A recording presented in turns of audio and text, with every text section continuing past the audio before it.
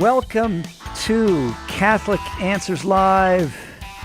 Happy Thursday. My name is Chris Check. I am sitting in for Cy Kellett, your usual host. Cy is about as far away from San Diego as I think you can get. I don't know. I'll take a look at the map and be sure. He's in Perth, Australia, bringing the gospel to the four corners of the earth, like Pope Francis asked him to do. And I'm sitting in for him. He'll be back in this chair next week, Monday or Tuesday, I think Monday.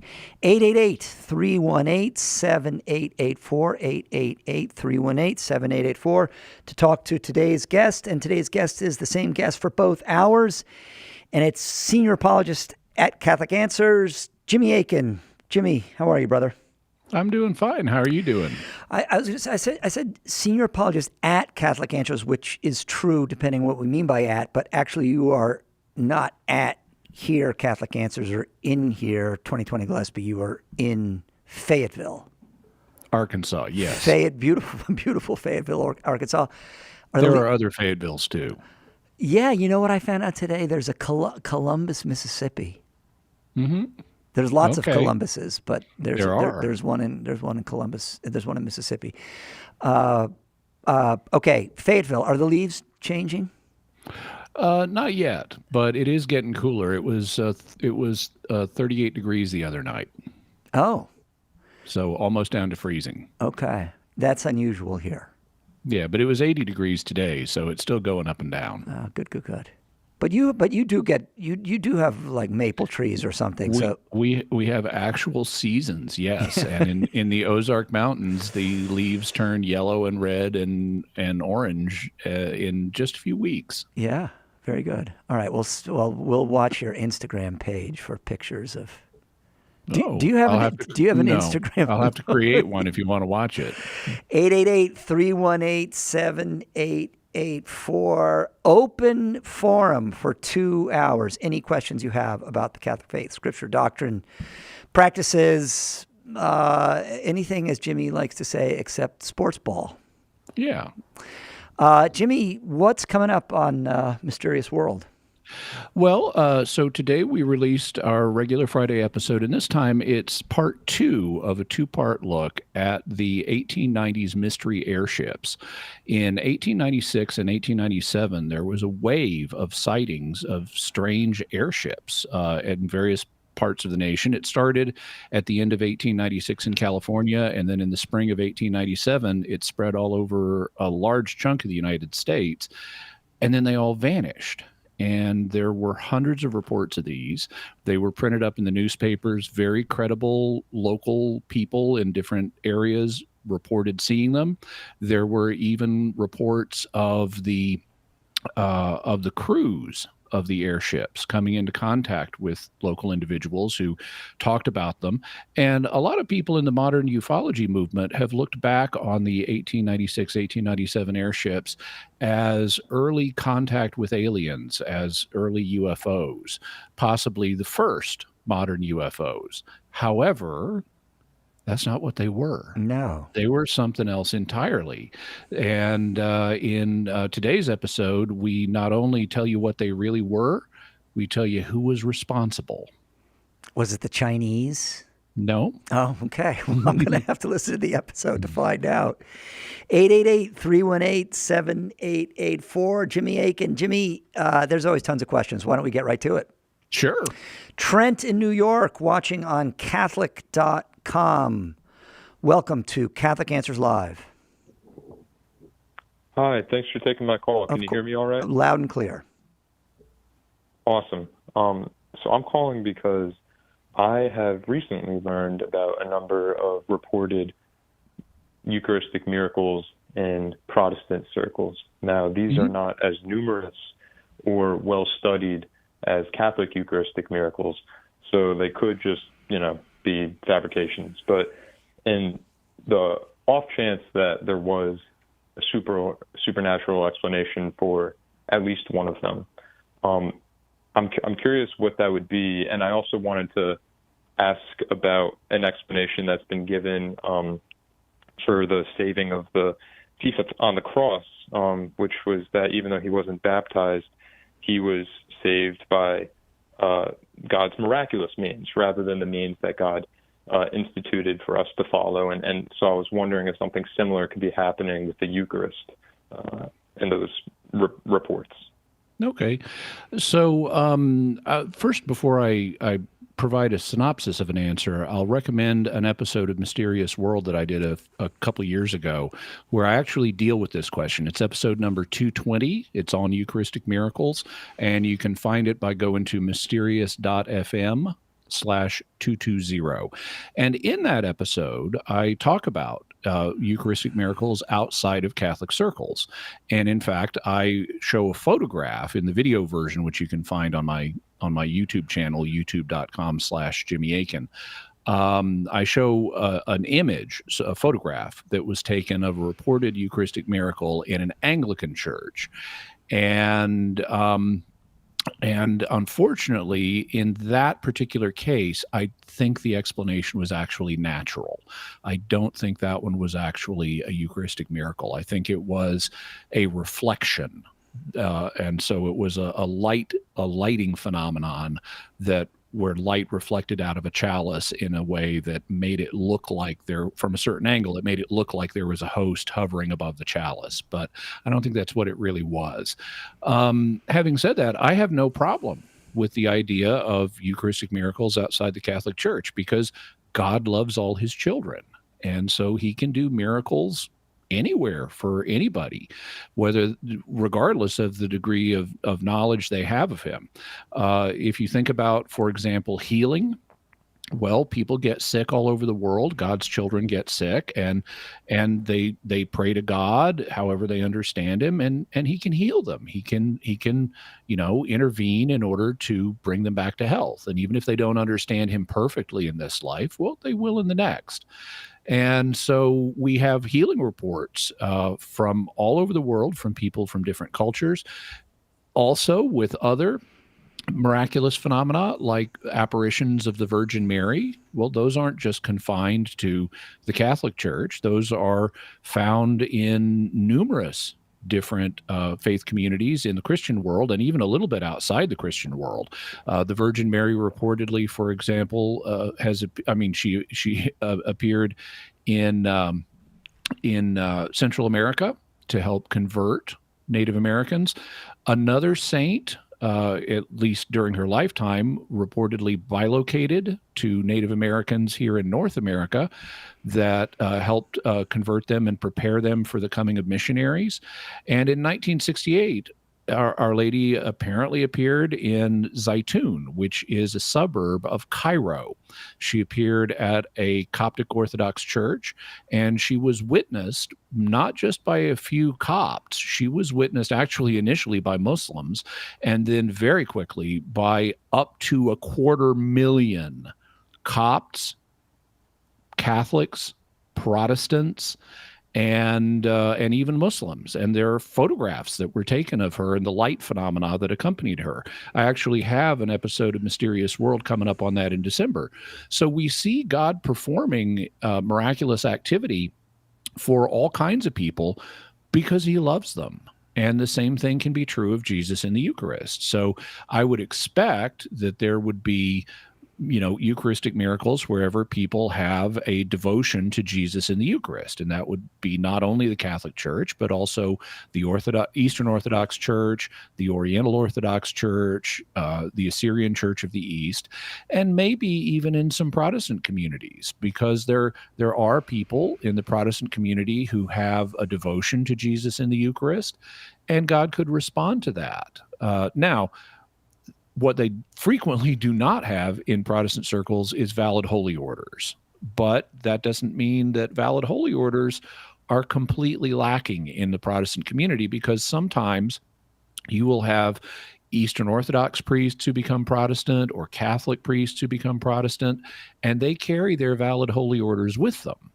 And even in the absence of valid holy orders, if someone has a strong devotion to Jesus in the Eucharist, God could respond to that in ways that are known to him. So I wouldn't rule out I don't rule out miracle reports or supernatural reports just on the basis of faith, what faith community they occur in. And I can see situations where if God chose, he might perform Eucharistic miracles in Protestant communities. How's that, Trent? There was a second part to your question? It was folded in about could the good thief who was saved in an extraordinary way be a parallel to this? And I think the answer is yes. Yeah. How's that, Trent? That's great. Thank you so much, Jimmy. You hit on a number of other topics of interest to me as well, so really appreciate the informative response. No problem. I would mention the key barrier is going to be the fact that most Protestant communities don't have valid holy orders. It tends to be here and there, and without those, they wouldn't, without some other kind of special miracle, they wouldn't have a valid Eucharist, but they may still have Eucharistic devotion that God could work with in some way. 888-318-7884, 888-31-TRUTH, Catholic Answers Live. Chris Check sitting in for CAlive, Jimmy Akin, our guest for 2 hours, open forum. There'll be a line open here in a minute, folks. Ava in Ontario, Canada, watching on YouTube. Thanks for watching on YouTube. Ava, welcome to Catholic Answers Live. Hello, thank you. My question is, I was once talking with a Protestant friend, and he was trying to say that the rapture is supported biblically. And one of the verses that he mentioned was in Revelation. I think he was talking about Revelation 3:10, where it says, "Since you have kept my command to endure patiently, I will also keep you from the hour of trial that is going to come on the whole world to test the inhabitants of the earth." And if you look at it at first glance, it looks like it could point at something like the rapture. So what could you say to object to the claim that it's supporting the rapture? Okay, so the idea that there's going to be a future event where believers in Christ get caught up to be with him. Well, that's true. St. Paul talks about this event in 1 Thessalonians 4:17. Catholics don't tend to call it a rapture, but all Christians acknowledge this because St. Paul talks about it. When you have it called the rapture, which is only a theory in certain select groups within Protestantism, not even all Protestants believe it, but it's understood not just to be a future event where we get caught up to be with Jesus. It's understood to be a future event that occurs a little bit more than 1,000 years before the end of the world. And that's a very problematic claim. It's something that only really appeared in the early 1800s, just about 200 years ago. And so it's a recent idea. It's not one that goes all the way through Christian history. And there are a bunch of problems with the rapture. Unfortunately, I don't have time to go through them all right now, but if you Google Jimmy Akin and rapture, or if you go to Catholic.com and type in rapture, a bunch of resources will appear that you can use for more background on why the rapture is problematic. Having said that, what about the verse that you mentioned, Revelation 3:10? Well, one of the problems for believers in the rapture is that the beginning of Revelation very clearly deals with events in the first century. It begins with 7 messages to 7 churches that are actually all on the same road system in what's modern Turkey, or what was then Asia Minor. So they're the 7 churches of Asia. And what some Protestants have tried to do is treat these as if they're a map of church history. So you start with the Church of Ephesus, and they'll say, well, that pertains to the first century church. And then as you walk through the other 6 churches, ending up in the Church of Laodicea, they'll say this is like a map of church history. And the reason they say that is they want to make most of the book of Revelation about the future. And the end of the book clearly pertains to the future, but there's no gap early in the book that you could fit 2,000 years of church history into. And so that's what's motivated some people to come up with this walk through church history interpretation of the messages to the 7 churches of Asia. However, as Protestant scholars have pointed out, there is absolutely no ground for that in the text. This is pure speculation. There is nothing in the text that suggests that these churches are a map of church history. Having said that, well, in which of the 7 churches do we find Revelation 3:10? Well, it's actually in the next to last of the messages. So out of the 7 messages, this is number 6. And it's to the Church of Philadelphia. And as part of this message, Jesus tells the Church of Philadelphia, because you have kept the word of my patient endurance, I also will keep you from the hour of testing that is about to come upon the whole inhabited world, to put to test those who live on the earth. So 2 problems for the rapture view. First problem, even if you buy the walk through church history view, we're not at the end of church history, because there's another message to the Church of Laodicea that would apply after this. So that creates a chronology problem for when the rapture would occur, because typically what you have is people saying, well, the letter to the Church of Laodicea is an evil, corrupt church at the end of time just before the second coming. But Jesus is saying, I'm going to keep you from this trial to the Church of Philadelphia, which is earlier than that on this view. But then there's a second and even bigger problem for the idea this is referring to the rapture, and that's the fact this is written to a church in the 1st century. Even if you think that there's a secondary layer of meaning that pertains to the course of church history in these 7 messages, the primary meaning deals with churches that really were in Asia Minor in the 1st century.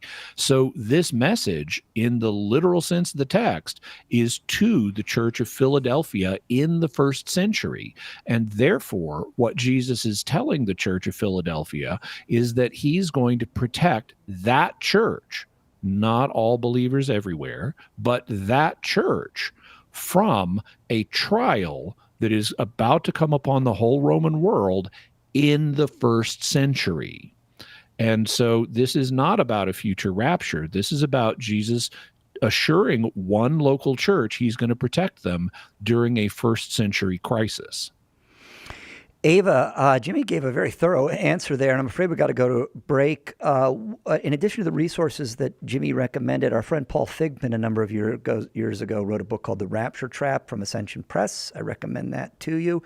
My friends, at shop.catholic.com right now we're celebrating Big Catholic Deal Days. I assure you, I did not invent that name. That's the crack marketing department here at Catholic Answers. Big Catholic Deal Days. What does that mean? It means there's a $1 book sale. All of our 20 Answers books are on sale for $1, including all the ones that Jimmy Akin wrote, including the one on Bible prophecies. So apropos the question we just had there, and also all ebooks. So 100 titles in all. Just $1 at shop.catholic.com right back after this. We're here for you. Call now. Catholic Answers Live. Underwriting for Catholic Answers Live is provided by Real Estate for Life. Real Estate for Life connects home buyers and sellers to real estate agents while supporting pro-life organizations. On the web at realestateforlife.org. This is Sister Lucia Trainer of the Franciscan Sisters of the Eucharist. Catholic radio is an apostolate that is immediate, interactive, effective, and worldwide.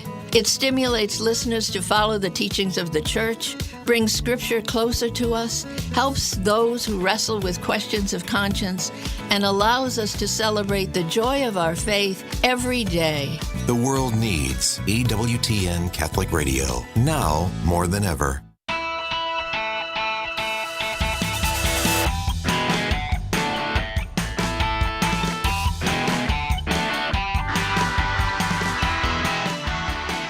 Eight 318-7884, 888-31-TRUTH. Chris Check sitting in for Cy Kellett. who's in Perth, Australia, will be back in this chair on Monday. My guest for both hours, senior apologist at Catholic Answers, Jimmy Akin. And as always, lots of questions. So we're just going to go straight to him. Cecil in Murrieta, California, listening on EWTN Sirius XM 130. Cecil, you're not very far away from us. You should come visit sometime. Oh, yeah. It was just at your conference. It was great. Oh, First good. time. Yep, good. Well, Jimmy gave a great talk. Oh, he sure did. I really appreciated that. Yes, Jimmy. So, quick question: the Ignatius of Antioch, and I could maybe could be said also of other church fathers, but when I've talked to Protestants, sometimes they'll say, "Well, how are you sure that, let's say, the letters that Saint Ignatius of Antioch wrote as he was making his way to be martyred in Rome, I believe it was, how do you know that those documents have not been corrupted over the centuries, and especially after the Reformation, in order to tweak, they were tweaked in order to make a case for the Catholic Church, so to speak, I guess. So, like, for example, Ignatius has things he says about the Eucharist and so on, and administrative aspects in terms of bishops and so forth. So I really did some research on this on my own. I couldn't find anything that would, of course, there's a lot that having to do with the Scriptures and the fact that the veracity of Scripture. There's lots of that, but there's not very much that I could find online regarding the validity or the reliability, I guess is the word for the letters and the consistency throughout the centuries. Yeah, great question. Okay, so this is a question that actually came up at the time of the Protestant Reformation, because Protestants were denying various Catholic teachings. Different groups of them were denying different teachings, but Catholics would respond by saying, look right here in Ignatius of Antioch. I mean, he's right there at the dawn of the 2nd century. He's writing around the year 108. And he says all this stuff that supports Catholic positions. And a challenge that was made at the time was that, maybe these have been tampered with in some way. And, that's not implausible in that in ancient literature, stuff was copied by hand, and sometimes people would improve in their eyes on what they were reading. They might shorten it to make it more readable. They might lengthen it to flesh out some points. But that leads to the creation of what are called different recensions of a text. A recension is basically an addition. And so, in fact, there are 3 notable recensions or editions of Ignatius's letters. There's what's known as the short recension, the middle recension, and the long recension. And so, we've discovered these recensions in manuscript science. We've found copies of them in different monasteries and libraries and things like that. And the question is, for scholars, well, which one of these is original? Well, this is a question that actually was tackled in significant measure by Protestant scholars, including scholars like J.B. Lightfoot. And what they concluded is, one of these is original. And that's the recension, the version that you find printed in modern books of patristics, including Protestant ones. There's a very famous set that was produced in the 19th century by Philip Schaff, among others. It's sometimes called the 38-volume set, because that's how many volumes are in it. And it has, the standard recension of Ignatius of Antioch that was agreed to by Protestant scholars, because this is a Protestant set. Now, do we have 100% infallible certitude that the scholars have identified exactly the correct manuscripts? Well, no, we don't, because manuscript science is a science, and therefore it's never 100%. But in terms of what does the evidence say about the writings of Ignatius of Antioch, there's not substantial disagreement between Protestant and Catholic scholars on these. Today, both Protestant scholars and Catholic scholars are of the opinion that the established manuscripts that you'll find in a standard collection of his letters are the ones that are reliable. There are other recensions, but those typically only get printed for scholars and specialists to look at. So the standard versions you're going to find of his letters are agreed to by both Protestant scholars and Catholic scholars, and there's not really disagreement on this. So if someone wants to challenge his writings and say they've been doctored, well, they're going up against Protestant scholarship, and they're going to need to do more than just speculate, because you can speculate anything you want. I mean, an atheist could say, how do you know that the New Testament teaches the existence of God? Maybe it's been tampered with over time. Well, okay, there's a mountain of scholarship, though, that would indicate the New Testament does teach that God exists. You can't just speculate something to get out of evidence. That's not explaining the evidence. It's dismissing the evidence. And the evidence we have is that Ignatius of Antioch, around the year 108, really was supporting the real presence of Christ in the Eucharist, and the episcopacy is distinct from the priesthood and the diaconate and other Catholic distinctives. 888-318-7884, Catholic Answers Live. My guest, Jimmy Akin, for both hours, right back after this.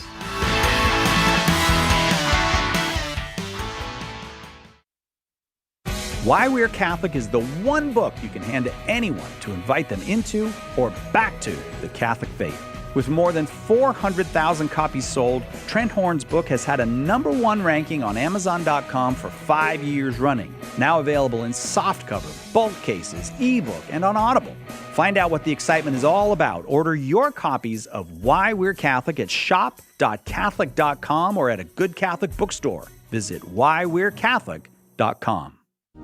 If you're not a Bible scholar, the full message of how the Sunday Mass readings fit together can be tough to comprehend. Apologist Carlo Broussard is here to help. Join Carlo every Friday for the Sunday Catholic Word podcast. In each episode, he unpacks the scripture readings for that Sunday and brings them all together so you can better understand and defend the faith.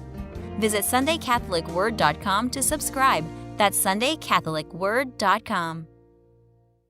What if the voice of your deepest doubts about Catholicism rose up in the form of a human being and challenged you to defend your most foundational beliefs? That's the task apologist Trent Horn took upon himself in his new book, Devil's Advocate, a dialogue with his own best objections against the faith that he professes and defends.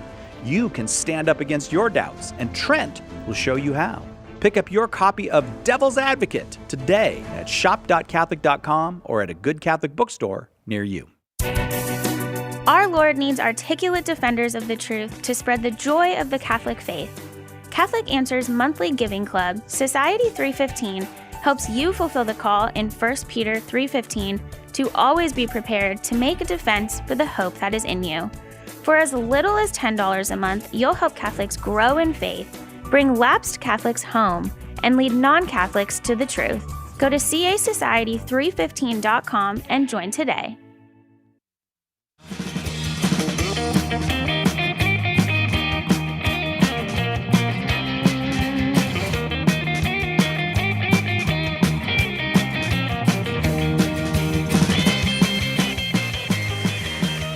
Groovy Thursday at Catholic Answers Live, the great Nicholas Check on guitar.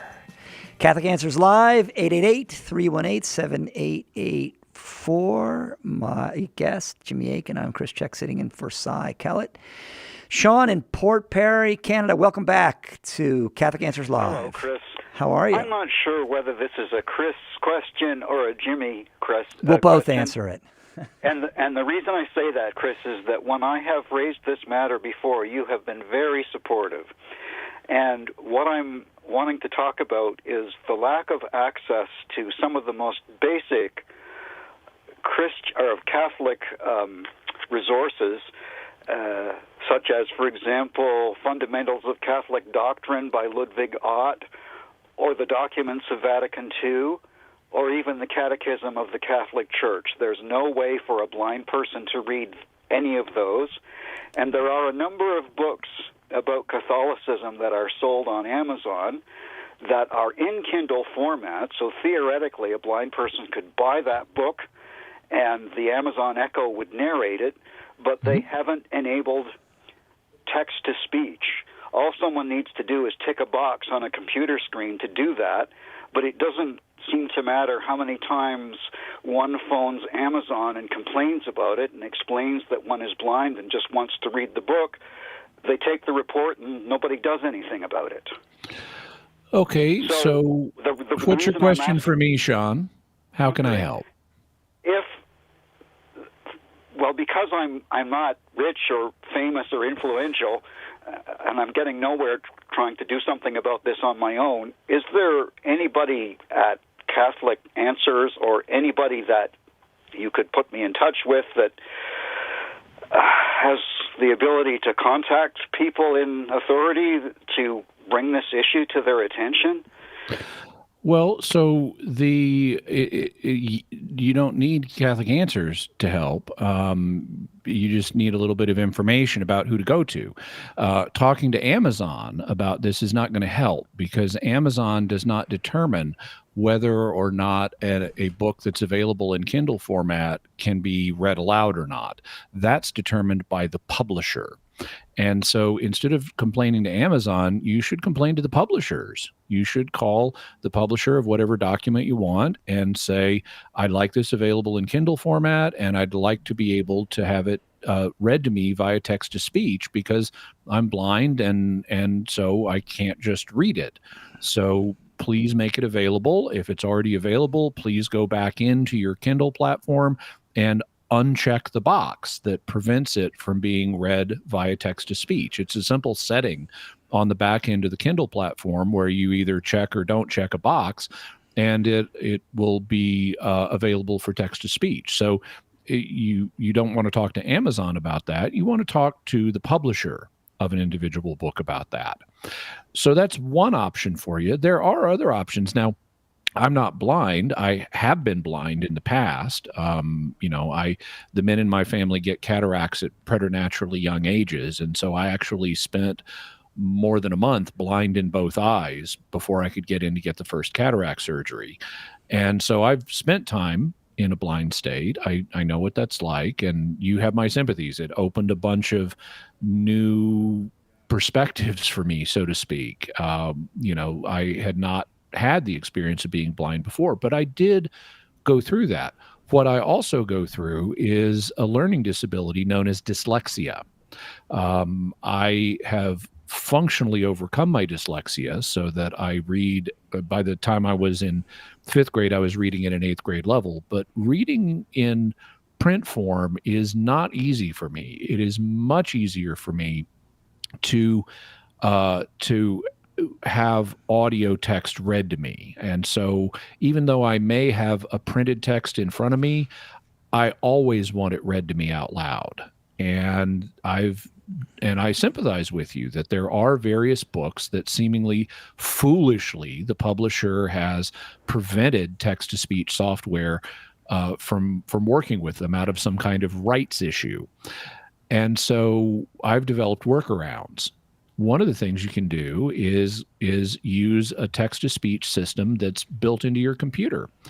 Now, I happen to use a Mac, and Mac has text-to-speech that's very easy. You basically go into the settings, and you set a particular key combination, and then you can select text on a page and just hit the key combination and have it read to you out loud. And I do that when I surf the web all the time. So I could, for example, go to the Vatican website and get the documents of the Second Vatican Council and simply have them read to me in a web browser. Another thing that you can do is there are text-to-speech engines where what you input the text and it will turn it into an MP3 file that you can then listen to on an audio player. And I've done that. I've made lots of MP3 books of texts. There's also another option, which is Logos Bible software. Logos Bible software, which you can learn about at logos.com. And they have a Catholic version called Verbum, which is verbum.com, but it's really all the same software and the same books. It will read anything to you that's in your Logos Verbum library. And they have Fundamentals of Catholic Dogma, and they have the documents of the Second Vatican Council, and they have all kinds of other resources. So if you get Verbum or Logos, you can just, it's as simple as hitting like the Control R function and it'll start reading a text to you. So that's another option for you. And then, and those are options, I've used all of those. But then there's another option, which I've never used because I wasn't blind long enough. And that is, as I'm sure you're aware, there are services that will read books for the blind. And you can request with these services that a particular book be read for you. And, you know, you're not allowed to sell it. You're not allowed to give it to other people, but there are reading services for blind individuals, and you could use those services to request the reading of particular texts that you want. So there are quite a number of things, but if you want Kindle books available with text-to-speech turned on, the people you want to talk to are the publishers. Sean, Jimmy's given you a very thorough answer here. And we are not rich nor influential.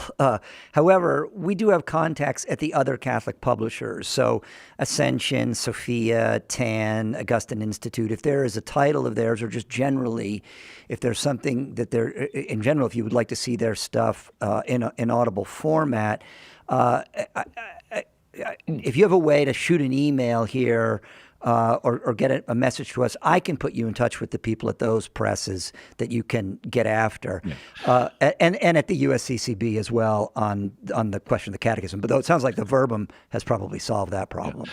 There's also one other technique you can use, which I have used in the past, which is buy the book in print and then email the author and say, I have this disability.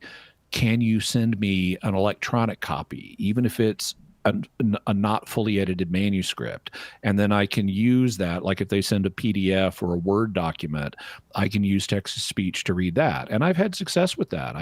I've with various books that aren't even available in Kindle, I've gotten a copy of the book, so I'm not denying them a sale.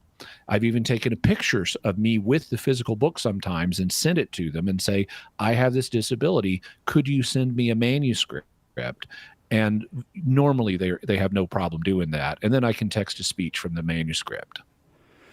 Okay, Sean, thanks very much. And let's see if we've made some progress here, and call back anytime. 888-318-7884. 888-31-TRUTH. Chris in Ohio, watching on the Catholic Answers YouTube channel. Chris, welcome to Catholic Answers Live. Can you hear me? Yes. Yeah, and by the way, Chris, and just for everyone else who's listening, we can hear you. Y'all don't need to ask if we can hear you. If we can't hear you, we'll turn up your volume or ask you to speak louder. Assume we can hear you. Because if everyone asks, can you hear me, it gets a little repetitive. We have a very sophisticated engineering team here. And yeah, good. All right, Chris, go ahead, brother.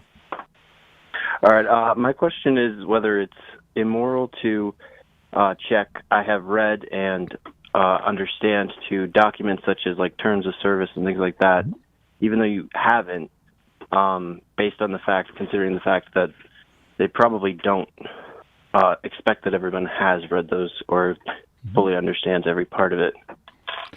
Yeah, so in order for something to now, part of this is going to depend on your theory of lying, but one of the things that everybody agrees to with the theory of lying is that in order to lie to someone, you must minimally intend to deceive that person. And in the case of checking a box that says, I accept the terms of service and I read them and stuff like that, you are not deceiving anybody, because nobody is going to, number one, because nobody is going to read your check. It's not like they have a human at Microsoft who is assigned to do nothing but look at the checks that people put for Microsoft service agreements. Nobody checks that stuff. Everybody it's just an automated process. And machines, a machine will evaluate, did you check the box or not? And then it gives you access to whatever you check the box for. But machines do not have beliefs. Machines are not conscious. Therefore, you are not deceiving anybody by checking that box. Well, what if you later get into a dispute with somebody, and they accuse you of violating terms of service, and they say, here, you checked this box. Do they really believe you checked the box? No. They know you didn't really read the terms of service. They know that nobody does that. With very rare exceptions, it is proverbial that nobody actually reads terms of service before you check the box. So they don't. So even if you were to get into some kind of terms of service dispute, they don't. And they say, look, here, you checked the box. You said you read it. They don't believe that you really read it. So you're not deceiving them. And this is what's sometimes called a legislamoron.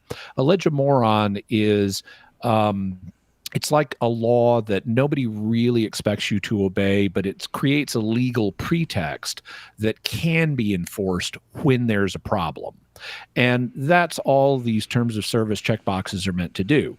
They give the company that provides the services the ability to address problems that may arise, but they don't really believe you read the terms of service.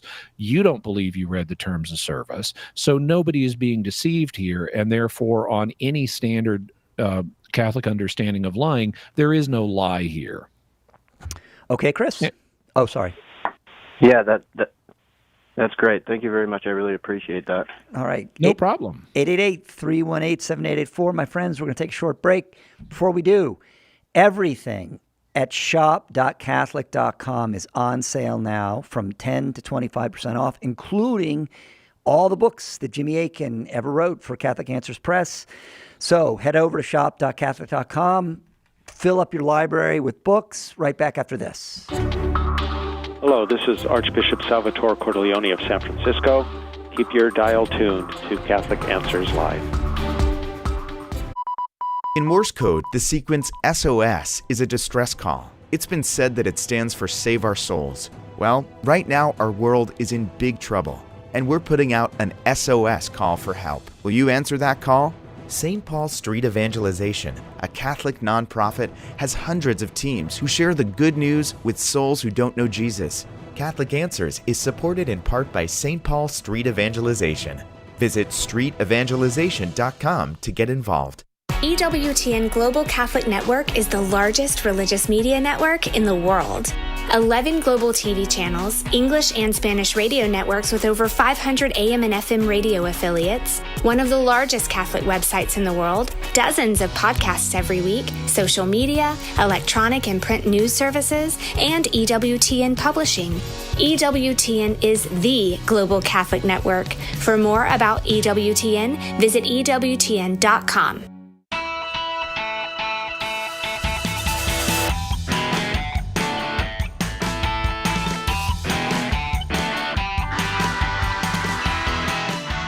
Catholic Answers Live. Chris Check, president of Catholic Answers, sitting in for CAlive, who's in Perth. He'll be back next week, Perth, Australia, so way far away, but doing a lot of good work. And my guest for the balance of this hour and for the totality of the second hour, Jimmy Akin, senior apologist at Catholic Answers, answering any questions at all that you have about the Catholic faith. We're going to go to Sandra in Texas. Sandra, welcome to Catholic Answers Live. It says here, Sandra, in Texas. Sandra, Texas is a big state. Where in Texas are you? Bryan. Okay, very good. So near College Station.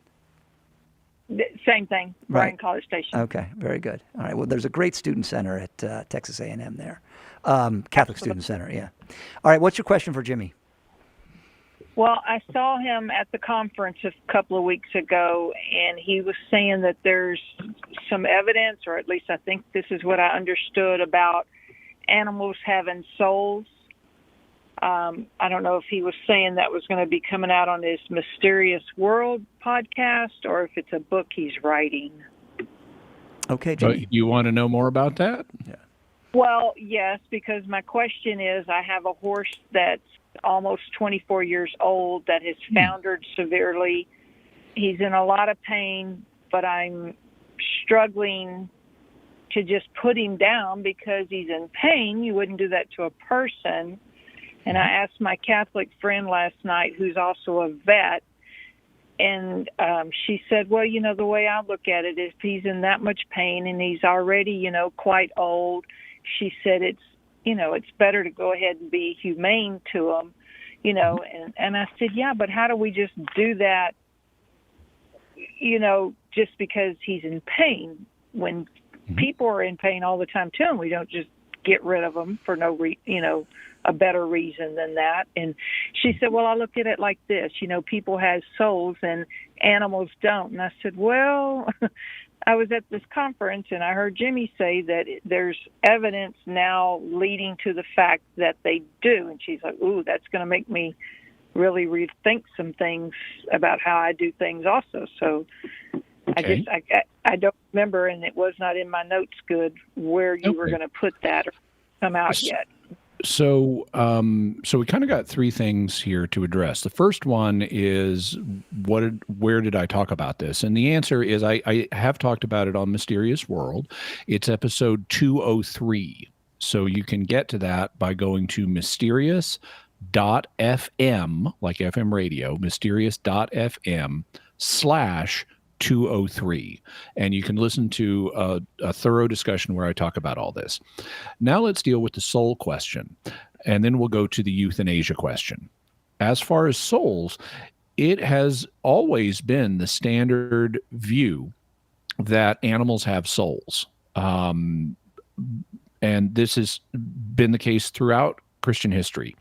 So the reason is and this, I can kind of go in different directions, but to keep it short, the Greek philosophers recognized that every living thing has a soul, and it's the soul that makes it alive. So if something doesn't have a soul, it's going to be dead. And we even see that in the book of James, where James says, as the body without the spirit is dead, so faith without works is dead. So the spirit or soul is the life principle that makes something alive. And if you don't have a soul, then you don't have life. You're just going to be an inert, dead hunk of matter. So everything that's alive has a soul. Now, in the Middle Ages, there was discussion, particularly after the rediscovery of Aristotle's writings, about different types of souls and how they would relate to death. Aristotle categorized souls into three types. He said there are vegetative souls that plants have that allow them to grow and reproduce and have metabolism.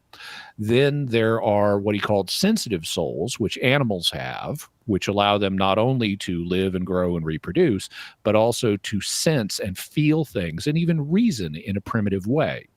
And then there are what he called rational souls, which humans have, that allow us not only to live, grow, and reproduce, but also allow us to feel and sense things, but also to reason in a human way with rationality. Now, a question then arises of, okay, so if these are these three different types of souls that give an organism its abilities to function, how does this relate to death?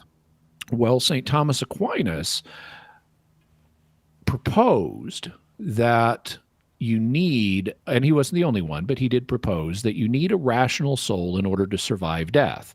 And so in Aquinas's view, animals and plants that died, even though they had souls, they wouldn't survive death. So they didn't have an immortal soul. They did have a soul, but not an immortal one, in his view.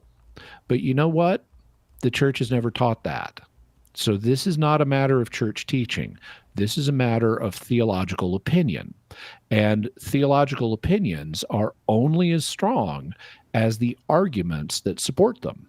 So after years of just repeating the standard Thomistic answer on this, I decided to dig into this. And in episode 203 of Mysterious World, I dig into it. I go through the arguments that have been proposed for why you need an immortal soul in order to survive death, and I don't think they work. I don't think they're convincing. What's more, I'm aware of evidence that would suggest that at least some animals do survive death. And in saying that, I'm in agreement with figures like C.S. Lewis and Peter Kreeft. both of whom, Lewis is a Protestant scholar, Kreeft is a Catholic philosopher, and they, among others, have proposed that at least some animals do survive death. But not only has it been proposed by individuals like them, there's actually some evidence of an empirical nature. There is a phenomenon known as a peak in parapsychology, known as a peak in Darien experience. It refers to a line from a poem where you have these Spanish explorers in Panama. They get up to the top of a peak in Darien province, and suddenly, unexpectedly, they see the Pacific Ocean in front of them. Well, in parapsychology, when you study deathbed visions where people are dying and they perceive their loved ones coming to help them cross over into the afterlife and welcome them, or in the case of near-death experiences where someone clinically dies and then they meet their departed loved ones on the other side, sometimes they see something unexpected. Sometimes they see someone they didn't know was dead.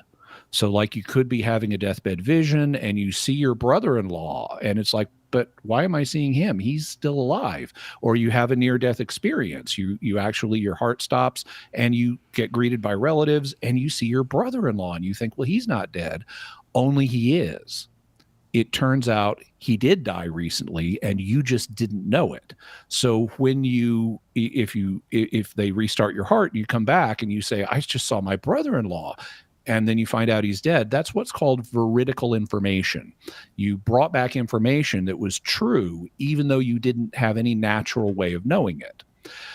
Okay, well, it turns out there are peak in Darien experiences with animals where people die and they'll see their grandmother greeting them in the afterlife, and she's holding their cat. And their cat, they thought, was just at home. They didn't realize their cat had died, but in fact, their cat had died and they just didn't know it. And so when their heart gets restarted, they say, I saw my grandmother in the afterlife and I saw my cat in the afterlife. Well, if near-death experiences that have veridical information can provide evidence that your grandmother still exists, that she is in the afterlife, it's going to imply the same thing is true of your cat.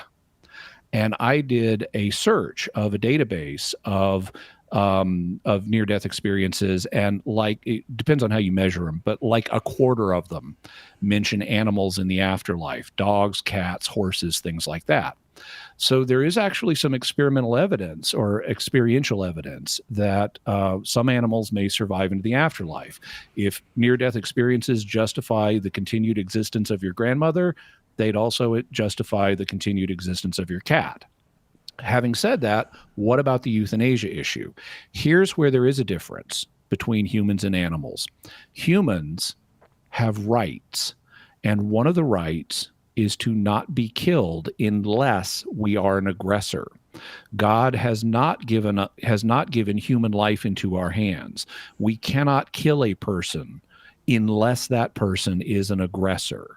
If they're just an innocent person, we cannot kill them.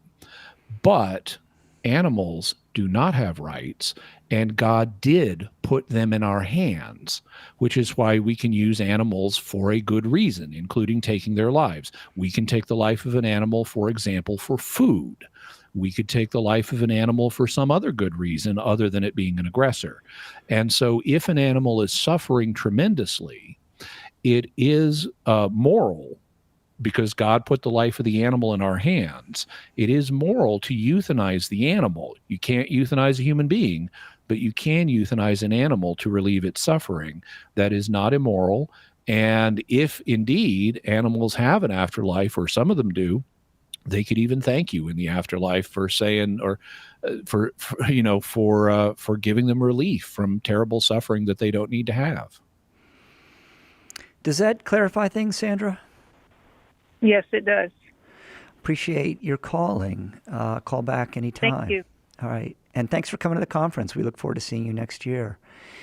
888-318-7884, 888-31-TRUTH. Jimmy, we're about there we go. There we are. So, because last time I was hosting, I totally biffed the hour there, and I got a dirty look from Zach. But So I'm just going to say something here, Jimmy, for the last 30 seconds here before we got to go to break. Lay it on me. Oh, okay. Yes, is that from Rowan and Martin's Laugh-In? That was Sock It To Me. Oh, Sock It To Me. Close.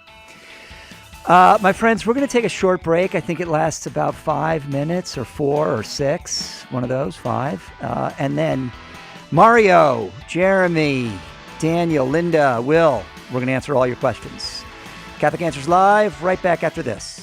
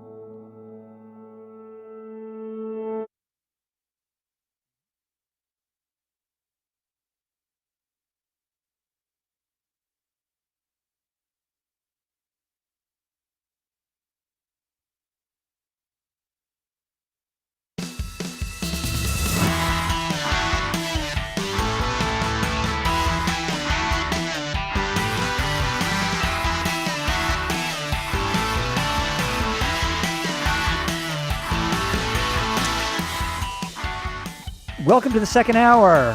888-318-7884. 888-318-7884. My name is Chris Check. I am the president of Catholic Answers. I'm sitting in for CAlive, who's in Perth, Australia, and we'll be back in this chair next week. Coming up on the show tomorrow, 2 hours of Carlo Broussard, including the game show. Very popular. See, Zach, right? It's popular, isn't it? Yeah, Zach's giving me the thumbs up. So tune in for Carlo and the Catholic Answers game show tomorrow. 1 more hour with the great Jimmy Akin, senior apologist at Catholic Answers, answering all your questions. Jimmy, we got a ton of questions. Let's just hit it. What do you think? Okay. Jeremy in Dallas, Texas, watching on Twitch. Welcome to Catholic Answers Live. Good afternoon, gentlemen. I have been listening to a couple of different Catholic apologists and, I guess, theologists online, and someone had made the claim that the temple veil that was torn when Christ died on the cross was possibly sewn by his mother Mary when she was a child, and I was wondering if there was any validity to that claim. Okay, well, if the claim is just that it's possible, I mean, possible can mean a number of different things. In the broadest sense, something is logically possible as long as the terms don't contain a contradiction, like, four-sided triangle or, square circle. And, well, it's certainly logically possible that the Virgin Mary could have sewn that temple veil when she was a child, because there's no logical contradiction involved in making the claim. But that's a separate question from, is it at all probable? Okay, what can we say about that? Well, so I have encountered I have encountered the claim that Christ's mother was a worker, a tapestry worker at the temple. There's even a line to that effect in the 1975 televised version of I, Claudius, when Claudius is getting a briefing about that new Christian movement. But what evidence, that's a work of fiction. So what evidence do we actually have in history that could pertain to this? Well, the only thing that I'm really aware of is in the 2nd century, there was a document known as the Infancy Gospel of James that was produced. It's also known as the Proto-Evangelium of James, but these days most people call it the Infancy Gospel of James. And it deals with events leading up to the birth of Christ. And it includes information, or accounts, I should say, of Mary's childhood. Now, it does say that Mary, because of a special consecration that her parents had made for her, lived in the temple up until the time that she was becoming a young woman, and then she needed a guardian. She couldn't be in the temple anymore because she was going to begin menstruating, which would make her ritually unclean in the Jewish system, and therefore she needed a guardian who could take care of her outside, and that's how she ends up with Joseph. Well, I can imagine, I don't recall the Infancy Gospel saying this, but I could imagine someone saying, well, if she lived in the temple as a little girl, or in the temple complex as a little girl, she must have had some job. She must have been doing something. And working with tapestries is something that perhaps a young girl could do. And so this could be a kind of conjecture to explain what she was doing. And if you conjecture that, you could then conjecture that maybe she worked on the veil of the temple, as opposed to other things like, vestments for priests and things like that. And if you conjecture maybe she worked on the veil of the temple, you could then conjecture, and maybe it was the same veil that got used 30-something years later when Jesus was on the cross and got torn. And you could even find a kind of poetic resonance there, that just like, some people will look at the temple veil as the body of Christ symbolically, and just as his body is being torn on the cross, the veil is being torn. Now, there are other interpretations of what the veil represents, but that's one of them. And so it could be kind of fitting that just as the Virgin Mary in her womb knit together the body of Christ, maybe she knit some of this big, monstrously huge veil that was on the temple. So I can imagine that. I can see why someone would want to claim that, but I don't know that it establishes any kind of probability. We can't say something is probable just because it's a nice poetic idea. And there are several problems. The first one is the infancy Gospel of James was written in the 2nd century. It's early enough that it may contain some accurate traditions about the family of Jesus. In fact, I actually think it does. But it also contains things that are clearly embellishments that do not go back to the 1st century. And so I don't know at all about its claim about Mary actually living in the temple. That seems improbable. Then we've got this whole chain of suppositions about, well, what was she doing in the temple? Well, maybe she did woman's work as a tapestry worker, and maybe she worked on the veil, and maybe it was the same veil, and things like that.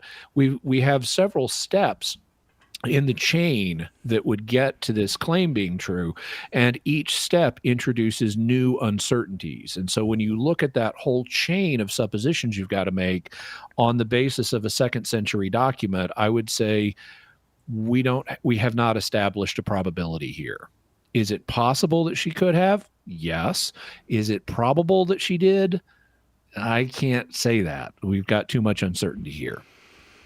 What do you think, Jeremy? Wonderful. I knew you two were the men for the job, so I appreciate that explanation. Yeah, Jimmy did all the heavy lifting there. All right, thanks for calling. Call back anytime. 888-318-7884, 888-31-TRUTH.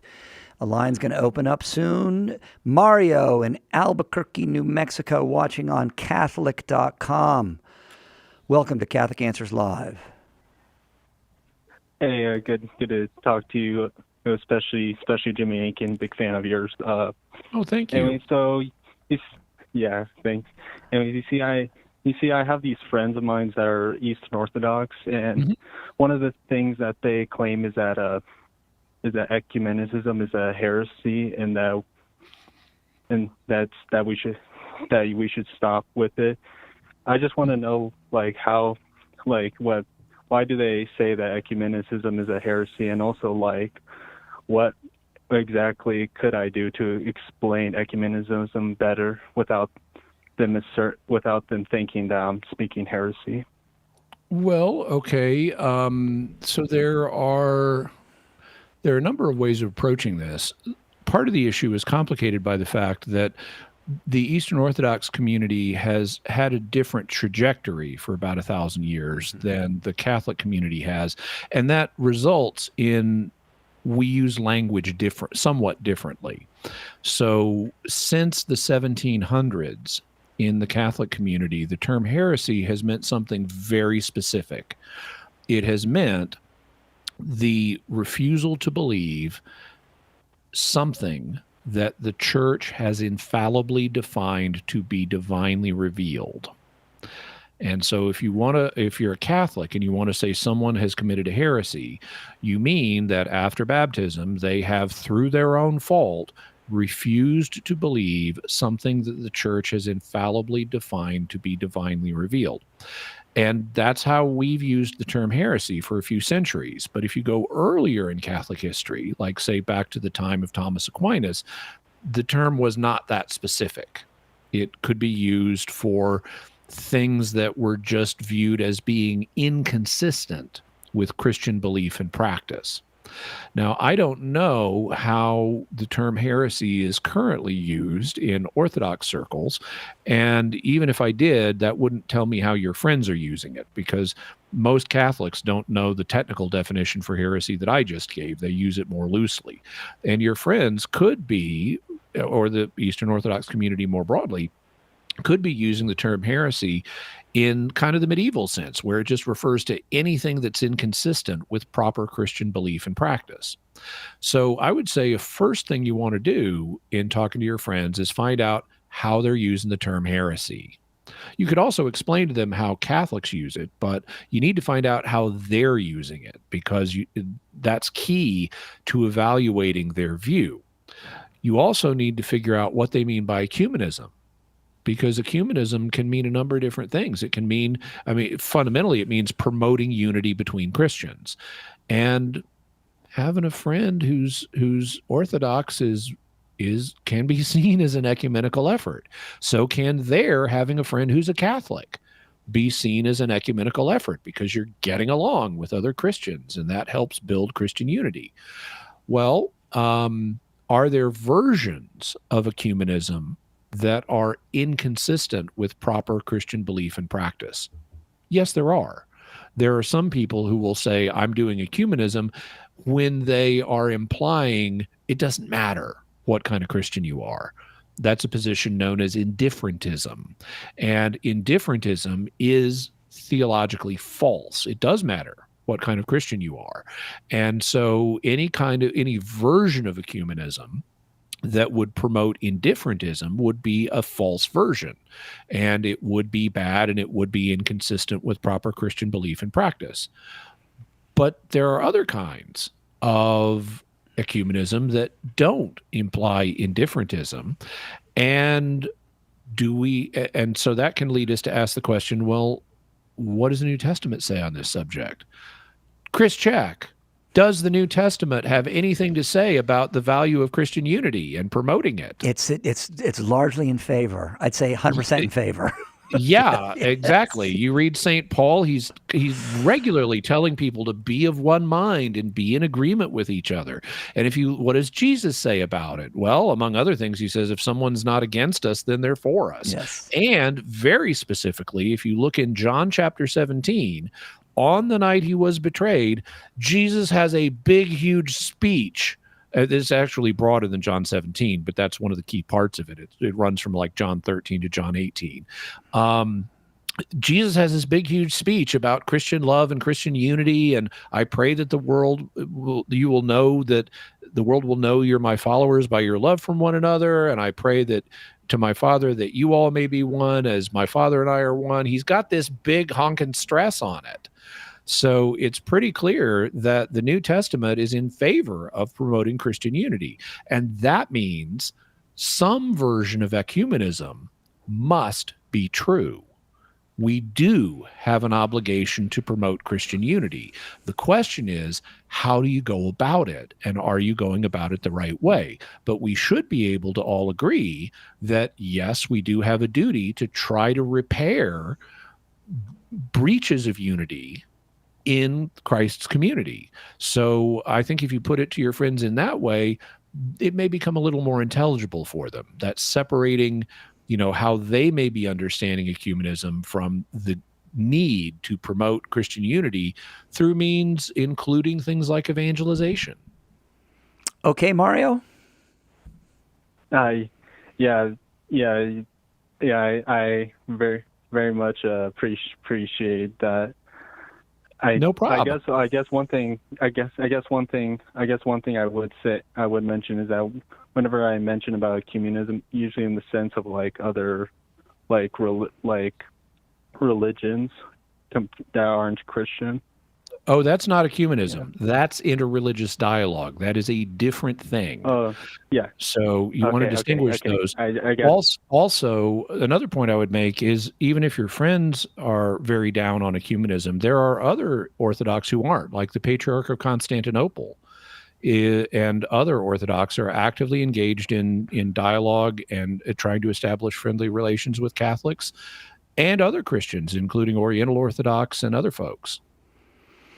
Mario, we got to go to a break. I appreciate the question. Please call back anytime. 888-318-7884 to talk to Jimmy Akin. There's going to be a line open here soon. My friends, everything is on sale at shop.catholic.com from 10 to 25%. But also, there are things that are on sale for just $1, and that includes the entire 20 Answers catalog. So 20 Answers, that's what we call them.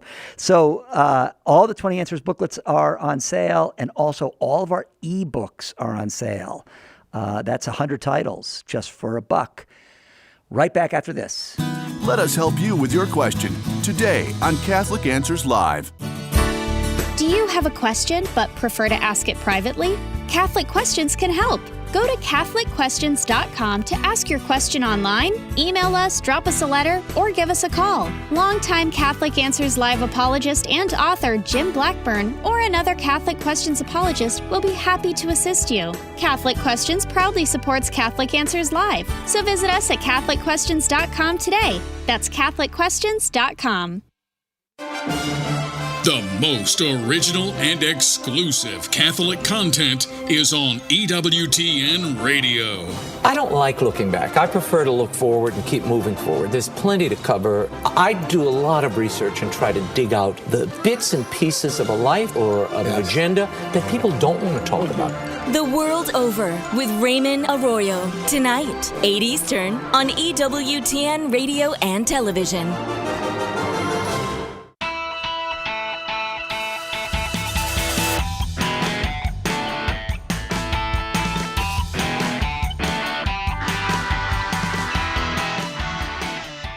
Catholic Answers Live. Chris Check in for CAlive. Cy will be back on Monday. Jimmy Akin knocking all the questions out here with skill and aplomb and knowledge and insight and wit. Daniel in Texas, listening on 88.5 FM. Welcome to Catholic Answers Live. Daniel, I'm going to ask you the same thing I asked the other nice lady from Texas. Texas is a big state. Where do you live? Actually, I'm in Bryan, College Station. Oh my gosh, lady, that's I two think- calls from Brian. Yeah. Yeah, very good. All right, how can we help you, brother? And it's, Go ahead. okay, I have a question in reference to, I've heard and I haven't found it, that Jesus Christ, I want to know the church that he actually founded. And I heard that it was the Catholic Church that he found. And where in the Bible can I find that? And if I find it, in fact, it's in the Bible, why isn't all the world Catholic? In other words, if you read the Bible, you read, and that's God's word, and I believe it. If it's in the Bible, I believe it. So if it's in the Bible that the Catholic Church was the church that Jesus founded, why isn't the whole world Catholic? Okay. Well, let's start where Jesus talks about his church. He actually only mentions it using the word church in a few places, and they're both in the Gospel of Matthew. In Matthew 16, Jesus is talking to St. Peter, and he says, you are Peter, and on this rock I will build my church, and the gates of hell will not prevail against it. And so we can learn a few things from this. Now, the name Peter means rock. So what he probably said in Aramaic, using the Aramaic form of Peter's name, was you are Kepha. Kepha means rock. It also means Peter. And on this Kepha, I will build my church. So he's saying that he's going to build his church on Peter.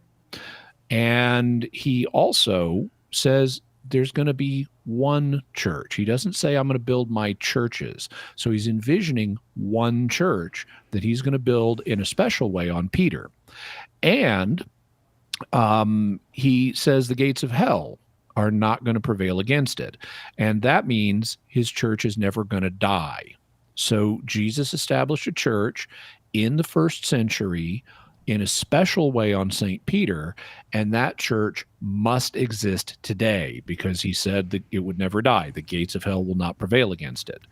He later tells the 12, actually, I'm going to be with you forever. So to the end of the world. So his church, he's going to be with his church to the end of the world. And so it must exist today. And we can deduce a few other things about this church, but let's, for the moment, stick with what we've got.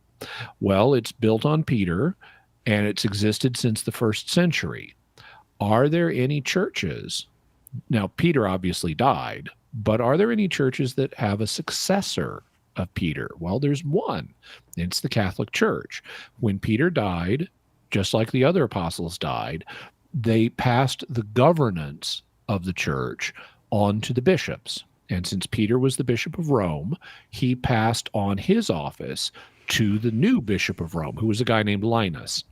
And it's been passed down ever since. And that's why the Bishop of Rome today we refer to as the Pope. And so the Pope is the successor of Peter. And his authority goes back to Jesus' statement to Peter that he was going to build the church on him. So that's a basic sketch of the continuity between the Catholic Church uniquely and the church that Jesus founded in the first century. Other churches do not have this successor of Peter. If you look at other churches that have split off from the Catholic Church over the years, they'll all say, yeah, we don't have a successor of Peter. We don't have a pope. And so the Catholic Church uniquely is built on Peter in the way that Jesus talked about, of having Peter as its leader or Peter's successor now that Peter has passed on. So how did we get the term Catholic? Well, originally it wasn't necessary. The term Catholic, it comes from a Greek term, katholikos, which means universal. And originally, you didn't need a special name for Jesus's church. It was just, yeah, this is the church. It's Jesus's church. It's the church he founded. But eventually, the need for a name arose. And the reason for that is that by the late the late first century, you started having groups split off from Jesus's church. These groups could adopt the teachings of a particular heretic, and they might be known by the heretic's name. So the people who followed the heretic Marcion were known as Marcionites. Or they might be known by their particular belief. Like there was a group of heretics that split off who said Jesus only seemed to be a man. Well, in Greek, the word for he wasn't really a man. He was really God, but he only appeared to be a man. That was like an illusion. And so since they said he seemed to be like God, he seemed to be a man, well, in Greek, the word for to seem is dokein. And so they became known as the Docetists. And then there were other heresies that were located in particular places. Like there's a location in Turkey, modern Turkey, but back then it was called Phrygia. And so if heretics arose in Phrygia, you could call them Phrygians. And so you had all these different groups splitting off. Sometimes they were named after a person. Sometimes they were named after a doctrine. Sometimes they were named after a place. And they therefore had their own names. But now, how do you refer to Jesus's overall church? You know, not one of these little sects, but how do you refer to the original, to the one Jesus founded? Well, because it was everywhere, in contrast to these little bitty sects that were arising here and there, the term Catholicos or Catholic or universal got used for it. And in the late first century, that's when they started using this term. We know that because the term Catholic Church is being used at the beginning of the second century. So it must have arisen in the late first century. So by the late first century, enough little groups were splitting off of the Catholic Church that you needed to give it a name to distinguish it from all these local little bitty groups. And unfortunately, in the course of the last 2,000 years, people have continued to split off from the church. And the splits have adopted names, and sometimes they're named after the leader who founded them, like Lutherans. Sometimes they're named after a doctrine, like Baptists. Sometimes they're named after a place, like Anglicans, who are named after England. So the same thing has happened throughout church history that was happening in the late first century. When people would split off from the Catholic Church, they would get a new name, and the Catholic Church remained as the church that had been founded by Christ and that didn't split off from anything. And because it is found everywhere in the Christian world, it's not a little local sect. It's called the Universal Church or the Catholic Church. And that's why both it's called the Catholic Church, and where it's founded founding is discussed in the Bible, and why not everybody is a Catholic, because people have split off through free will. How's that, Daniel? That's a lot, but it makes a lot of sense. Dan- It sure clears up what I was thought about. Okay, What I thought it was.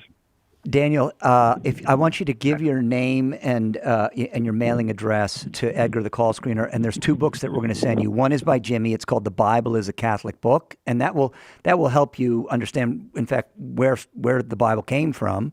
And the other is called Pope Peter, and it's by our friend and colleague Joe Heschmeyer, who's an apologist here at Catholic Answers, and that will give you some explanation into the papacy and how it continues to this very day.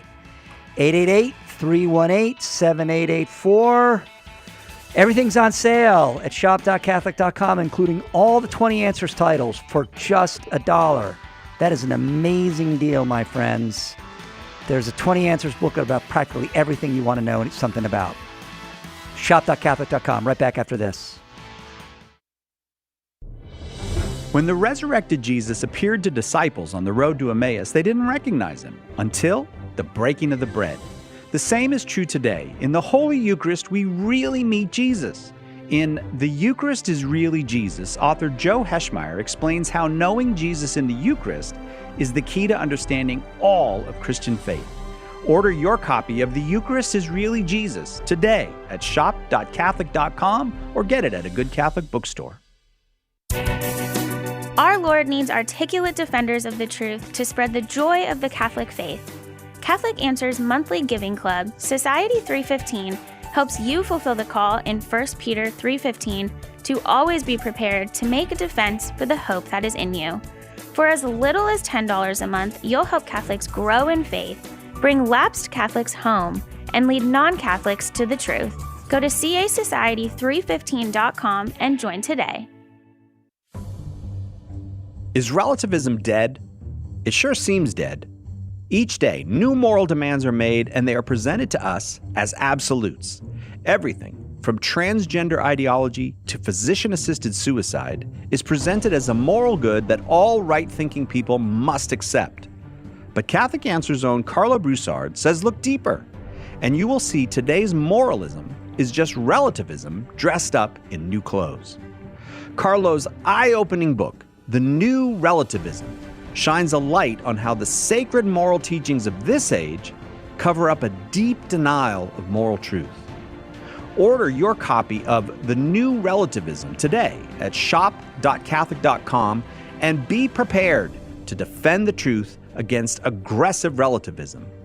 The New Relativism at shop.catholic.com or ask for it at a good Catholic bookstore near you.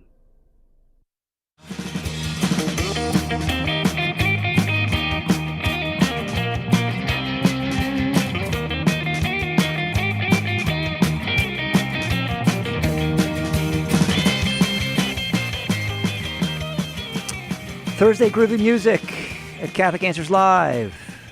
888-318-7884. There's a line open. That's a rare thing when Jimmy Akin is on the air answering questions, but there is one line open right now, my friends. Get your question answered before the end of the hour.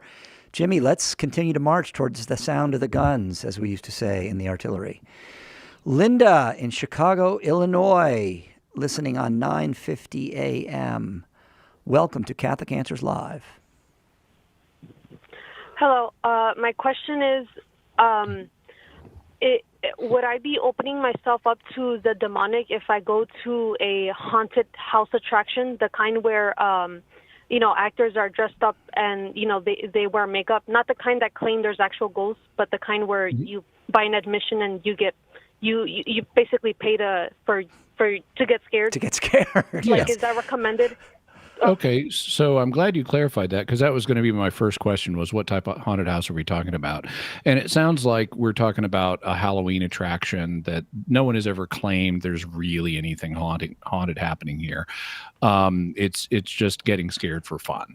Well, there's nothing wrong with getting scared for fun. In fact, there is a basis in human nature that God put in us to enjoy getting scared for fun, because in life there are things we're going to have to face that will be scary, and we need to know how to handle ourselves emotionally when we encounter something scary for real. something that's actually scary and actually dangerous. So we need to practice before we get into dangerous situations. We need to practice what it's like to have fear in safe situations. And that's what drives a whole bunch of different human activity.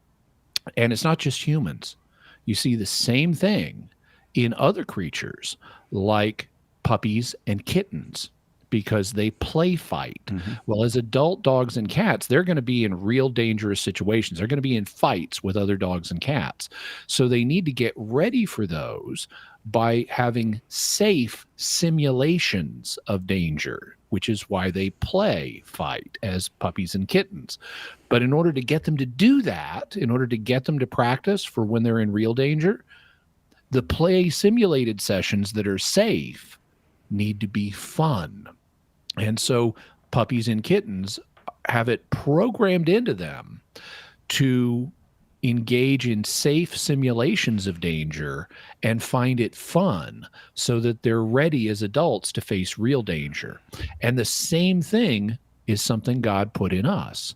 That's why little boys play cops and robbers and other games. It's why adults and children as well enjoy fiction. Because if you think about any story, no matter what it is, if it's an interesting story, there's some kind of danger in it. There has to be some stakes that we want our characters to achieve or avoid or something. There has to be something at risk in order for a story to be interesting. And so we are programmed to enjoy safe simulations of danger. That's what play is. That's what fiction is. And that includes horror fiction. Well, when you go to a haunted house of the type we've just been discussing, there's nothing supernatural going on in this haunted house. It's a simulation of scary stuff. It's a kind of enacted, immersive horror fiction. And so there's nothing wrong with getting scared for fun. We're programmed to get scared for fun so that we know how to handle ourselves and how to handle the emotion of fear if we encounter real danger in life. So it doesn't matter what guise they're using in the haunted house. There's nothing in principle wrong with it. It's just another form of entertainment. It's just like watching a movie or reading a book or playing a game. They all are the same fundamental thing, simulated danger that we find fun in order to prepare us for real danger. Now, you said a fake haunted house, but some people are going to be wondering, can I go to a real haunted house? Well, yeah, sure. There are places where God allows the souls of departed people to show up, often to ask for prayers. That's the classic Catholic understanding of what ghosts are. All the way back through history, it's like, okay, if it's not a saint and it's showing up, it's probably a soul that's in purgatory that needs some prayers, and God sometimes allows them to manifest. And we don't want to hide our heads from such things. We should face them. Is there some chance you might encounter a demon? Well, sure, but there's some chance you'll encounter a demon no matter where you go. But it's not worth worrying about unless you have evidence that there's a demon somewhere. And if you don't have evidence of a demon, you don't need to be overly scared of stuff, including actual ghosts that may just want your prayers. Okay, Linda? Sounds good. Thank you. Thanks for calling. Call back anytime. Will in Columbus, Ohio, listening on St. Gabriel Radio. Welcome to Catholic Answers Live. Hi, thanks so much for taking my call. Jimmy, it's a real honor. I'm a convert in some part because of your work. So let me pose to you what I hope will be a kind of fun question. Earlier, you were talking about animal souls, and I want to ask about the theological implications of animal death prior to the fall of our first parents. It's, I think, a given that death is the result of sin, but in as much as the Catholic faith is not in tension with the theory of evolution, we have to believe that there's all manner of death taking place for hundreds of thousands of years. And I'm just wondering how you wanted to try to, the best way you think Catholics can square that circle. So I understand the impulse that people have to try to say there was no death before the fall, but the Bible never says that. It's a misreading of the Bible. What the Bible does say, and of course this text is using some symbolic language, but if you go back to Genesis, it says that Adam and Eve had access to the tree of life, and as long as they had access to the tree of life, they wouldn't have to die. So presumably they'd keep eating from the tree of life and they'd keep living. But then because they sinned, they lost access to the tree of life, and therefore they ended up dying. It doesn't say anything about lions eating from the tree of life, or lions being vegetarian before the fall, or anything like that. So the only kind of death that the Bible says didn't happen before the fall is human death, because we had access, under whatever the symbol means, to the tree of life. And this is not something new. This is not some new idea to square evolution with the Bible. This is something that theologians have been aware of all the way down the line. For example, 800 years ago, before the scientific revolution, Thomas Aquinas talked about the fact that every natural system that is not propped up by grace will end up running down and breaking down. And so all creatures were prone to death, or corruptible in his words, except for humanity. Now today we have a name for the principle that Aquinas is articulating. We call it entropy. Entropy is the tendency of a system to run down or break down over time, put in simple terms. And Aquinas recognized that the universe we're living in is subject to entropy. And you know who else recognized that, even though they didn't use the term? The author of Genesis. Because the author of Genesis, no matter what you interpret the symbols as meaning, depicts stars as shining before the fall and Adam and Eve as needing food before the fall. Well, stars don't shine if energy doesn't dissipate from a concentrated state to a diffuse state, which is entropy. And humans don't need food unless they run down in energy levels and need to replenish that, which is also due to entropy.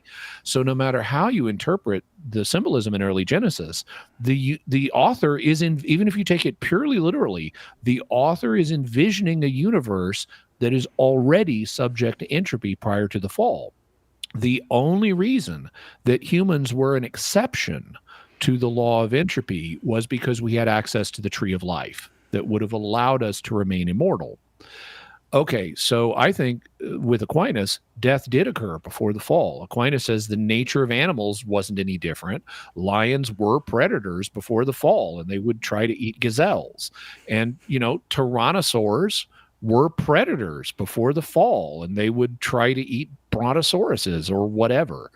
And so I think that there's been a mistake on the part of many commentators in reading the Bible in thinking it's talking about more than human death. It actually never does that. It never says more than humans were immortal. And consequently, for non-humans, death is not a consequence of the fall. And even if you take it fully literally, Genesis depicts a universe that's subject to entropy, and it doesn't say anything about animals not being predators back then. So I think it all harmonizes very nicely. Okay, Will, do you accept that? I think that's an acceptable hypothesis. It leaves a lot of suffering that is distressing. But it's a good read, and I hope you enjoyed the question. Thanks, Jimmy. Yeah, no problem. And Will, I'll recommend something else to you. We talked about this in the previous hour, but in terms of suffering, now I gave a talk on suffering, and I even talked about animal suffering in this talk at our recent conference. Eventually that's going to come out on YouTube and you can watch that. But in the meantime, I'd suggest you check out episode 203 of Jimmy Akin's Mysterious World. You can get to it by going to mysterious.fm/203. It's about animal afterlife. Because if it turns out that animals have an afterlife, then they're in the same position that we are with respect to the problem of suffering. No matter, as St. Paul says, no matter what we suffer in this life, it's finite. And God will more than make it up to us in the next life with an infinite heaven, and that will go on forever. And so the pleasure of heaven is going to be infinite, and that outweighs vastly anything we suffer in this life. And if animals have an afterlife, the same thing is true of them. No matter what they may have suffered in this life, God can more than make it up to them in the next. Kevin, Richard, Lydia, Tom, we're going to take a short break, and then we'll be right back with your questions. Hang on. Catholic Answers Live will return in a moment. Underwriting for Catholic Answers Live is provided by Real Estate for Life. Real Estate for Life connects homebuyers and sellers to real estate agents while supporting pro-life organizations. On the web at realestateforlife.org.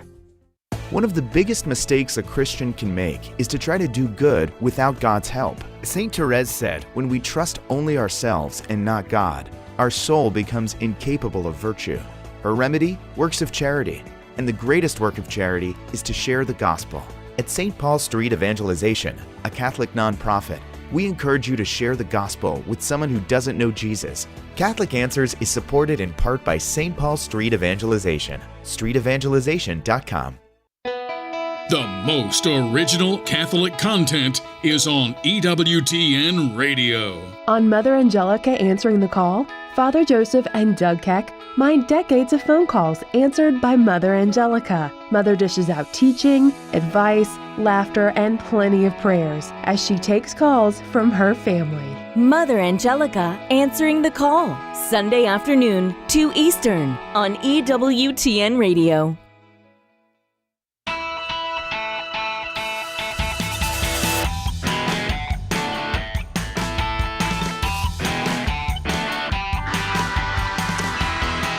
(888) 318-7884, Catholic Answers Live. Jimmy Akin. We're gonna knock these questions out, Jimmy. Kevin in Lexington, Kentucky, watching on the Catholic Answers YouTube channel, curated by the great Zach Maxwell. Kevin, what's your question? Hey, thanks so much for taking my call. So I am not Catholic, but I have Catholic family members who sometimes try to talk to me about reasons why maybe I should be Catholic. One of those reasons that they often cite is the miracle at Fatima.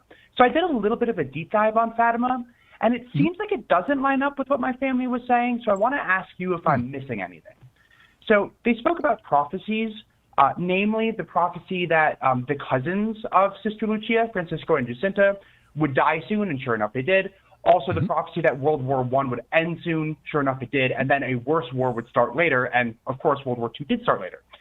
Only problem is that when I looked into it, it turns out that the prophecies were made roughly 10 years after Francisco and Jacinta died, and then the World War II prophecy was made in 1941, 2 years after the start of World War II. Also, when I looked into the actual event in October 1917, it's certainly impressive. At least a few dozen people saw the sun dance, but that seems different than what my parents were telling me about how everybody in a crowd of 100,000 people saw it.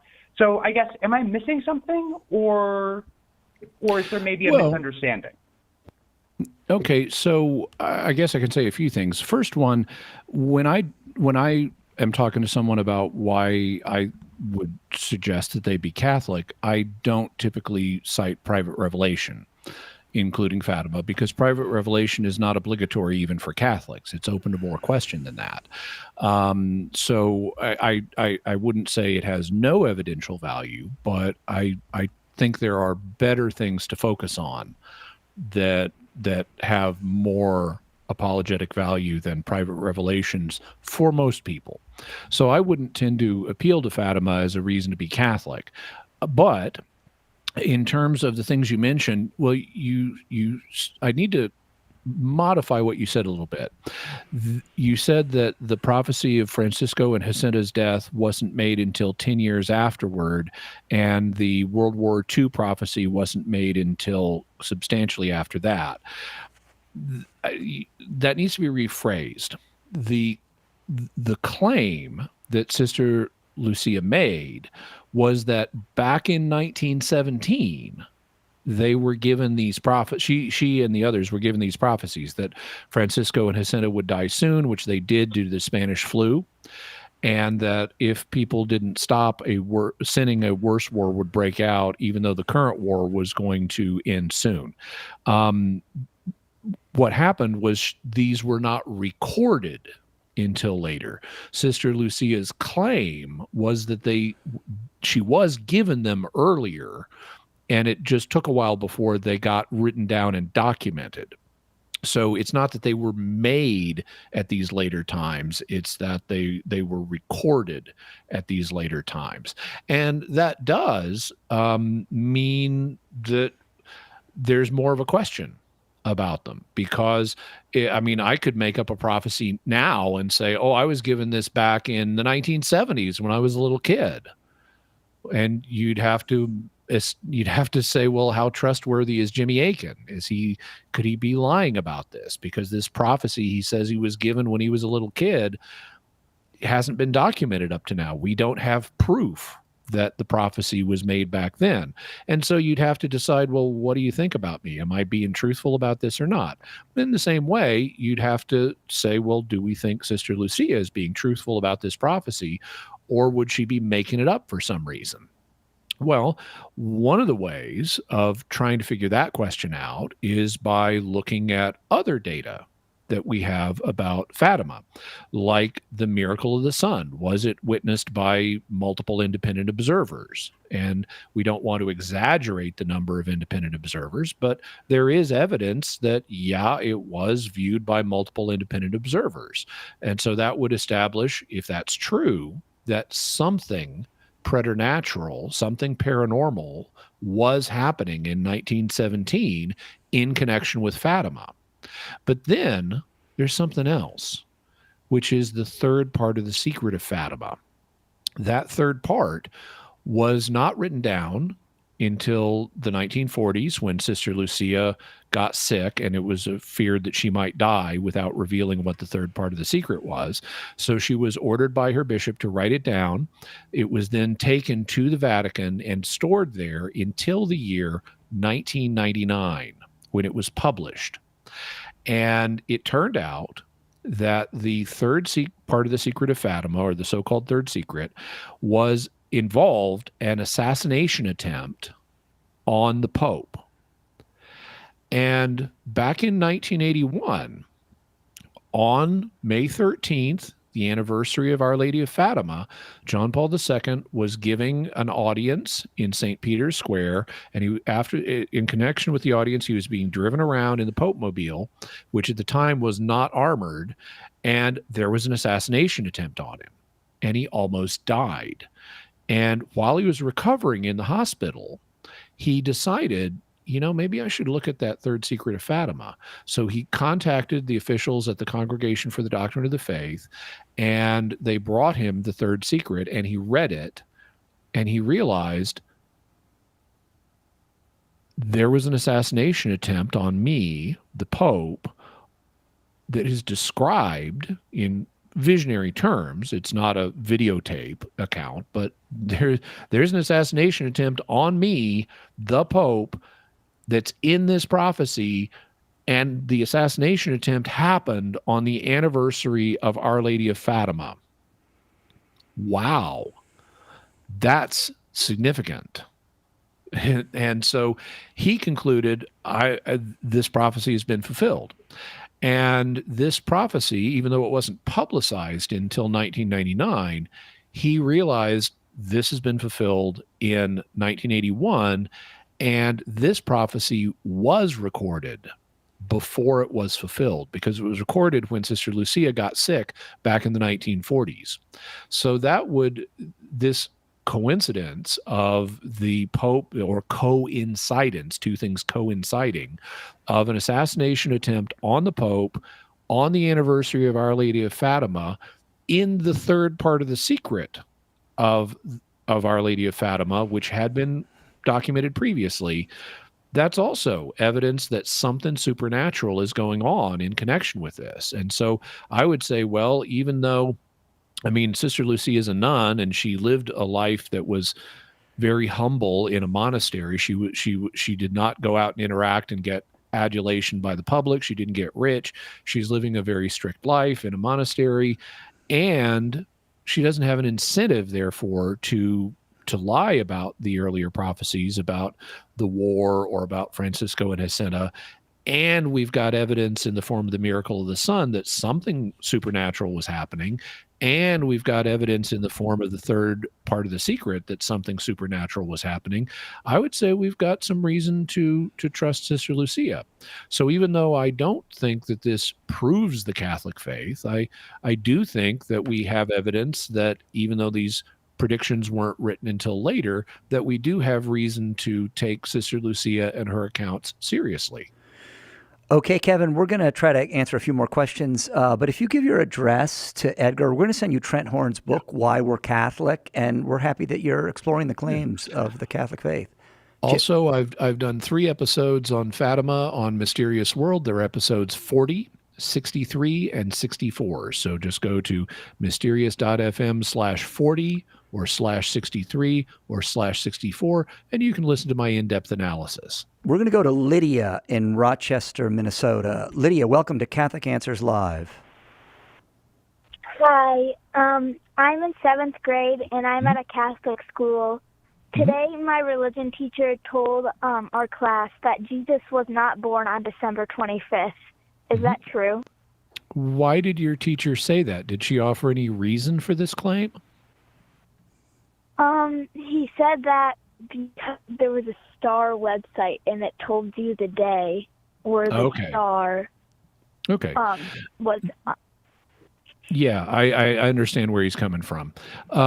So the church does not have a teaching about what day of the year Jesus was born on. We use Christmas at December 25th as a date to celebrate his birth, but the church doesn't teach exactly when he was born. So that's something people can have differences of opinion about. Sometimes you hear arguments that he couldn't have been born on December 25th that don't work, like it was too cold for sheep. But, sheep are actually covered in wool. They do outside just fine in the cold. So that argument really doesn't work. But it sounds like your teacher is a fan of the Star of Bethlehem documentary that also has an accompanying website. And I think that that website has some good arguments, but it's not perfect. So I would say your teacher is within the realm of legitimate opinion to think that Jesus may have been born on another day. He's not contradicting the church or the Bible or anything like that. But I would also say it's not proved that Jesus was born on this other day. So I think we need to be open and not really worry too much about it, because what's important is that we recognize what Jesus did for us, and we do that, for example, on December 25th. We do it on other days of the year too, but we do it in a special way on December 25th. And even if that's not the day he was born, we're still worshiping him and honoring him for what he did for us. Lydia, we're going to try to get one more question in. Thanks for calling. Richard in Virginia, if you ask your question very quickly, we can probably give you a quick answer. Oh, this is a long question. Okay, let me sum up then. It says, Richard, you're a first-time listener. Thanks for calling. It says, why doesn't the Pope approve of Medjugorje? Well, so the Pope, actually starting with Pope Benedict, had a commission look into Medjugorje, and that commission's results have not been made public yet. But one of the things that it's reported the commission did was draw a distinction between the earliest apparitions of Medjugorje and the later ones.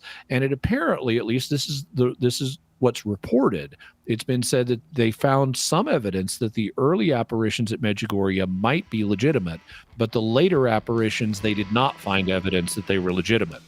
Personally, Pope Francis has been skeptical of Our Lady showing up thousands of times, which is what's reported in the case of Medjugorje.